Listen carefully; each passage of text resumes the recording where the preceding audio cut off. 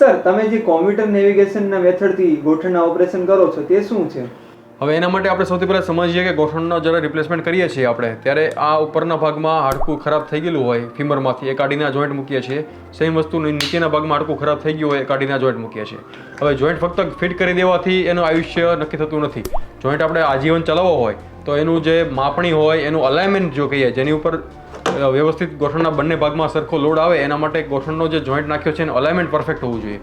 હવે એ અલાઇનમેન્ટ આપણે હ્યુમન એરરના કારણે એનું ખૂબ જ નેરો માર્જિન ઓફ એરર હોય છે કે 3 ડિગ્રી કરતાં વધારે આમથી આમ જો સાંધો થયો હોય તો એ જલ્દી ફેલ થઈ જાય છે.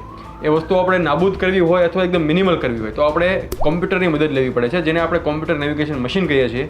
એ કોમ્પ્યુટર નેવિગેશનથી આપણે ઓપરેશન કરીએ તો એનાથી બે વસ્તુઓ થાય છે. એક તો જોઈન્ટનું આયુષ્ય ખૂબ જ વધે છે અને બીજી વસ્તુ કે પેશન્ટને જે લિગામેન્ટ બેલેન્સિંગના કારણે નેચરલ ની જેવી ફિલિંગ આવે છે જેથી એને ચાલવામાં દોડવામાં સરળતા રહે છે.